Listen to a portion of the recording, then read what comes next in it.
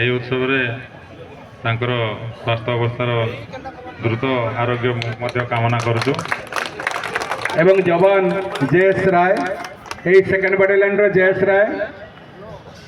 ରାୟ ଅଛନ୍ତି। ଜୟେଶ ରାୟ ଯଦି ନଥିବେ ତାଙ୍କର ଇନଚାର୍ଜ ଯିଏ ଅଛନ୍ତି ସେକେଣ୍ଡ ବାଟାଲିୟନର କି ସିନିୟର ହାବିଲଦାର ଅଛନ୍ତି, ଟିକେ ପାଖକୁ ଆସିବେ।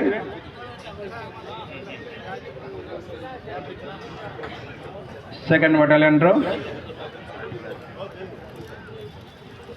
बाटालियन अन्यतम अवसर नवा आमर जवान भाई हेले जयेश राय। तांके आसीना असुस्थता कारण बदल रे हाबिलदार बेबी गुरु ग्रहण करुछंती।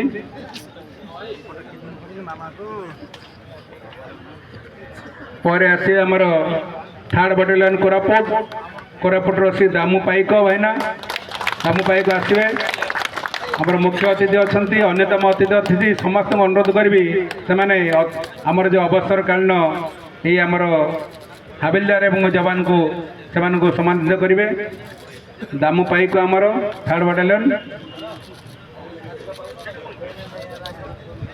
दामू पाइक महोदय को आमर मुख्य अतिथि एवं उप दुर्गापति महोदय मिलित भाव पुष्पगुच्छ एवं उपटक देकी सम्मानित करुछंती।